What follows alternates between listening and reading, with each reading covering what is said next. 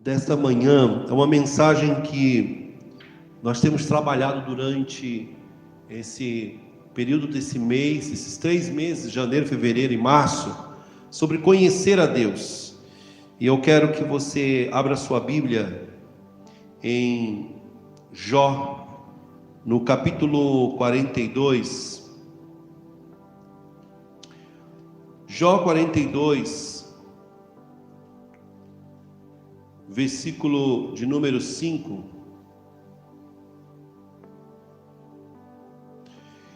E nós temos aqui uma palavra que ela confronta o nosso coração.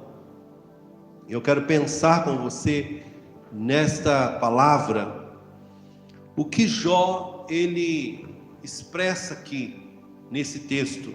Diz assim: antes eu te conhecia de ouvir falar, mas agora os meus olhos te veem. Mais uma vez, antes eu te conhecia de ouvir falar, mas agora os meus olhos te veem. Meus irmãos, Jó, ele é considerado um dos livros mais antigos do Antigo Testamento. Jó, ele retrata uma segunda Gênese. Jó, ele trabalha dentro de uma realidade criacional, porque Jó, ele começa em um tempo descrever tudo o que aconteceu ali na criação. E algo que não está em Gênese é trabalhado em Jó. A palavra do Senhor nos diz que no primeiro capítulo de Jó, diz: vindo, pois, os filhos de Deus se apresentaram ao Senhor, veio também Satanás. Nós não sabemos se os filhos de Deus aqui são anjos. Nós também não sabemos se filhos de Deus é no momento em que alguém que teve uma vida piedosa na terra, naquele momento que foram se apresentar ao Senhor, ao morrerem aqui e então chegar nos portais celestes, se Satanás estava ali presente. Alguns vão dizer que antes Satanás tinha acesso ao trono de Deus. Eu acho muito improvável isso. Mas de algum lugar você pode se apresentar a Deus. Você pode se apresentar a Deus estando aqui na terra. Alguém pode se apresentar a Deus de algum lugar no espaço. Um homem, por exemplo, se ele foi à lua, entendendo que o homem foi à lua, ele pode se apresentar a Deus ali. Então nós podemos entender que o apresentar-se ao Senhor, ele pode ser em qualquer lugar geográfico do universo, e ele estaria prestando contas a Deus. A palavra do Senhor em Jó capítulo 1, logo a gente vai trabalhar aqui o 42, diz que o Senhor pergunta: de onde vens? Ele diz: venho de passear a terra, venho de rodear esta terra. E aí o Senhor vai dizer algo interessante: viste o meu servo Jó? Homem íntegro, fiel, não há na terra outro igual. E aqui eu quero pensar com você a partir dessa história de Jó, que começa no capítulo 1 e que ela vem concluindo uma experiência no capítulo 42, e que a conclusão dessa mensagem será o 42:2. Mas vamos procurar aqui algumas coisas interessantes da vida de Jó. Primeiro, que os céus falam a seu respeito. Anjos e demônios conhecem você. Deus e o diabo sabem da sua existência. Eles entendem a sua existência e sabem aonde você mora, o que você faz, como que você está lidando com esta vida aqui. A primeira coisa que eu vejo nesse texto é que os céus falam ao nosso respeito, e a pergunta que eu te faço, e que só você pode responder no seu íntimo: o que será que os céus têm falado ao seu respeito, e o que será que o inferno tem dito ao seu respeito? Lembramos do dia em que 2 homens foram ali, 2 discípulos de Paulo foram expulsar alguém que estava demonizado, e aquele espírito imundo disse assim: ó, Paulo eu conheço, o Deus de Paulo também, e você? Ou seja, é como se ele tivesse dito: no inferno seu nome não é conhecido. Você não é uma ameaça para os nossos planos. E certamente existem pessoas que são conhecidas no inferno de outro jeito, como a promiscuidade, como a falta de integridade, de caráter. Então o fato é que o mundo espiritual, a esfera etérea, ela fala ao seu respeito. O Senhor está num diálogo com Satanás. O que você encontrou na terra? Se ele está rodeando é porque aqui não é a habitação dele. Ah, mas eu encontrei um homem, viste meu servo Jó? Sim, ele é fiel. A questão aqui é que os céus falam ao nosso respeito. Nós não estamos sozinhos. A palavra do Senhor diz que Ele criou as coisas visíveis e invisíveis, e não é porque é invisível que não existe. Você está sendo notado, você está sendo analisado. Entenda que muitas coisas que acontecem na sua vida não é por acaso. E muitas coisas acontecem justamente porque nós estamos num processo de chegar perto da vontade de Deus. E cada vez mais que as coisas vão acontecendo na vontade de Deus, o cerco vai se fechando, as tentações vão se aproximando, as realidades vão se formando para você abandonar, para você tirar a sua convicção, para você não ir à frente, porque o diabo sabe o quanto ele tem a perder o dia em que você entrar em sintonia com a vontade do Pai. É muito sério. Os céus, eles têm depreendido muitos esforços para manter você na sua convicção. Os céus têm feito de tudo para que você não saia do lugar onde Deus te colocou, não saia da posição onde Deus te colocou, porque os céus estão investindo em sua vida. A Bíblia diz que os anjos estão conosco para nos servir. Aleluia, amando de Deus. Oh, glória! Então alguém está falando ao seu respeito. Céu ou inferno está falando ao seu respeito. Qual é o relatório dos céus e qual é o relatório do inferno a seu respeito? O dos céus é que é um homem íntegro, fiel e verdadeiro. Será que eu posso ter esse relatório de Deus sobre a minha vida? Quando Jesus foi batizado no Jordão, a palavra do Senhor diz que o Espírito desceu sobre ele e uma voz dizia: este é o meu filho amado, em quem eu tenho prazer. Aleluia. Eu quero saber o que o céu fala ao meu respeito. Eu quero saber o que o céu diz ao meu respeito. Se de fato Deus tem prazer na minha vida, se de fato Ele tem orgulho, se Ele pode encher a boca, como assim a gente diz essa expressão, e dizer: esta é minha filha amada, nessa aí eu tenho prazer, este é o meu filho amado, esse aí eu me comprazo nele. Oh, aleluia. Essa é a figura dos céus conversando. E o diabo, o que ele diz a seu respeito? Qualquer pessoa seria fiel a ti, debalde, ou seja, cercado está de tanta riqueza, de tantos bens. Depois de Salomão, o Jó era o Salomão da sua época, em sabedoria e riqueza. Então é fácil ser fiel a ti assim. É fácil ser fiel a ti se tem fartura na mesa. É fácil, Jó tem 10 filhos e os filhos são maravilhosos. É fácil, cada um tem as suas fazendas, tem a sua riqueza. É fácil, esse Jó, ele é famoso. Ele se assenta com a cadeira na praça e todos os jovens e anciãos ouvem os seus conselhos. Ele tem muita gente curtindo ele. É uma verdade, só que de forma irônica. É uma verdade colocando dúvida sobre o caráter e a fé de Jó. E quantas vezes nós emprestamos a nossa boca para dizer a mesma coisa sobre o nosso próximo? Mas fulano, é fácil ser crente assim, é fácil ser fiel assim. Se eu tivesse o que o fulano tem, se eu disse, mas não é assim. Eu estou assumindo um lugar de Satanás. Eu não posso fazer isso. Então, me intriga esse diálogo de Deus com o diabo. Me intriga porque o foco é Jó, um homem limitado, sem saber o que está acontecendo. Não é porque você não está vendo e ouvindo que não está acontecendo algo. E ali, eu só tenho uma razão para entender a permissão de Deus na vida de Jó. Porque Jó era propriedade de Deus.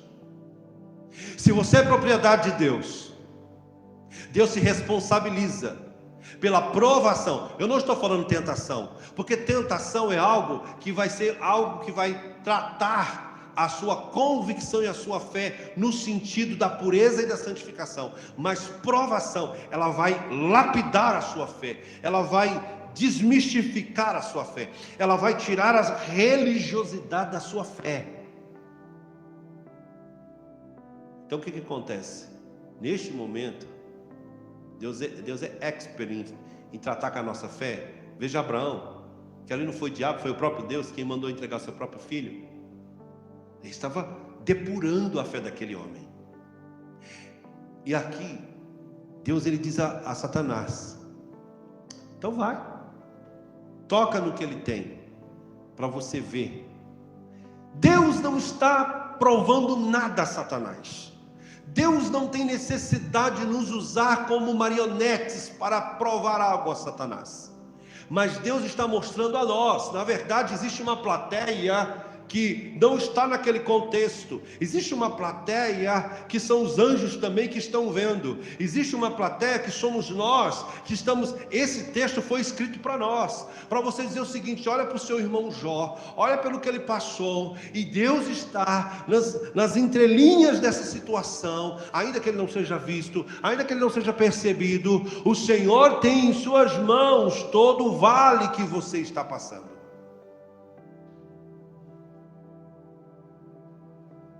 E aí o Senhor disse: vai lá e toca. E então, meus irmãos, ele disse assim, ó, algo fantástico, só não toca na alma dele. Ela é minha. Isso é fantástico, porque a perspectiva de Deus não é terrena, o olhar de Deus não é terreno. Os maiores esforços de Deus nessa terra não é te dar riquezas, nem bens, nem te colocar em status sociais. A maior tarefa de Deus é preparar você para a eternidade. Isso tem a ver com o teu espírito e tem a ver com a tua alma, que pode repousar em qualquer lugar e até ficar com fome em jejum, e não tem problema com isso. E então o Senhor disse: toca. E aí começa um processo de perdas, porque se você quer chegar no limite humano, você precisa entender que é necessário que o homem perca os valores que ele entende como valor. A palavra do Senhor diz que foi algo em sequência. Quando vinha o mensageiro do mal, depois vinha outro, e depois vinha outro, e depois vinha outro. E parece que na nossa vida acontece isso, é uma notícia ruim atrás da outra, é uma desilusão atrás da outra. E olha o que está acontecendo. Jó está sendo observado, você está sendo observado. Vamos nos esforçar para dar orgulho a Deus. E aqui a palavra do Senhor diz que quando Jó estava ali, de repente chegou um mensageiro e disse: veio os seus inimigos e levaram o seu gado, e eles tocaram fogo nos teus celeiros, e eles levaram o que você tinha como suprimento. Daqui a pouco veio outro, veio um vendaval, e veio uma tempestade, e veio um momento de intempérie, e os seus filhos estavam reunidos e eles morreram. E assim o Senhor foi permitindo. Chegou um momento em que Jó, ele rasgou suas vestes, foi para o lixão da cidade, pegou um caco de telha e começou a coçar as suas frieiras, as suas coceiras, né? As úlceras que foram surgindo ali. A Bíblia diz que depois ele foi provado na sua amizade, porque diz que 3 amigos ficou com ele, mas não aguentaram, e depois começaram a julgar. Certamente você pecou. Deixa eu ver, se eu tivesse que achar um pecado em Jó, eu diria de religiosidade. Assim, uma religiosidade cuidadosa. Porque a Bíblia diz que ele sacrificava ao Senhor, e sacrificava ao Senhor pelos seus filhos. Eu vi um probleminha aqui. Porque embora esse seja um cuidado de um pai, na função de sacerdote que ele tinha, na função de patriarca, porque era uma idade patriarcal, aqui também ele está tirando a chance dos próprios filhos revelar a sua fé a partir da fé que ele viu no seu próprio pai. Então, eu não posso afirmar que esse seja o problema de Jó, porque não é aqui que eu mais me asseguro nessa palavra. É mais no fato de Jó ser propriedade de Deus, e por ser propriedade de Deus, Deus pode permitir qualquer coisa. Isso é mais forte do que dizer que Jó pecou em alguma área. Porque eu não posso entender que Deus vai permitir que o diabo toque em mim por causa de pecado, porque ele é maravilhoso para me convencer de todo o pecado e de toda a injustiça, e eu me consertar com ele e dizer assim: pronto, filho, vem viver a alegria. Senão, meus irmãos, eu não vou viver o evangelho da conquista da cruz, que é de obras de bênção, de vitória, de graça. A gente precisa falar deste evangelho. Os nossos antepassados cristãos só falavam de pecados puritanos: porque você pecou, porque você errou, por causa do seu cabelo, por causa da sua roupa, porque não sei o quê. Gente, pelo amor de Deus, onde é que está o amor de Deus nessa situação toda? E aí, quando eu olho para o texto, a Bíblia diz que nem a mulher de Jó aguentava o bafo que tinha. Está na Bíblia, o bafo que Jó tinha. Nem a mulher dele. Está na Bíblia isso. Porque ele perdeu os seus status, o status quo. A Bíblia diz que ele se assentava na cadeira na praça, e os jovens e os anciãos sentavam para ouvir os seus ensinamentos, porque ele era um homem muito bem-quisto. E agora ele não tinha mais essa plateia. A plateia dele era os abutres, os urubus, aquilo que estava no lixão. E é interessante que a mulher dele fica com ele. E aí dá margem para uma outra palavra sobre casamento. E é interessante, irmãos, que dentro dessa perspectiva, Jó, ele vai perceber Satanás. Ele vai sentir a presença maligna. Ele vai questionar com Deus. E ele vai falar coisas com Deus. Ele vai amaldiçoar o dia do seu nascimento. Vai dizer que é maldito esse dia. E você sabe qual é a beleza de Deus? É que Deus, ele fica no seu trono esperando você parar a sua birra. Ele fica você esperando parar de reclamar e começar a perceber os atos salvíficos do Senhor. Você precisa perceber se você está em algo que você entrou, ou em algo que Deus permitiu, para que a sua fé seja depurada. Existe um tempo de abundância, de multiplicação, mas ele precisa fazer você entender que o que nós estamos vivendo não é um problema de escassez. Se não for, amém, se for, corrija. Mas se não for um problema de escassez, então que seja uma realidade em que Deus é na sua vida, independente do que você tem, do que você possui, do que você é para a sociedade. E aqui o Senhor, ele espera, e Jó começa a falar tanta coisa, porque o relacionamento dos filhos já não existe, o relacionamento da mulher está sendo colocado à prova ali, e o Senhor vai restaurar esse casamento depois. O relacionamento dele com a sociedade já não existe. O relacionamento com os amigos ficou por um tempo, depois foram embora. E então Jó, diante do Senhor, vendo toda aquela situação, ele vai questionando o Senhor, questionando, e Deus ainda vai responder, né? Ata-te, ou seja, cinge os teus lombos. Por que a palavra cingir? Porque o homem andava com umas vestes soltas, e isso poderia, qualquer obra poderia tropeçar, cair. Então cinja, se coloca numa situação onde você terá segurança, vai ouvir com segurança. Preste atenção que agora eu vou falar com você. É nessa hora que a gente se silencia.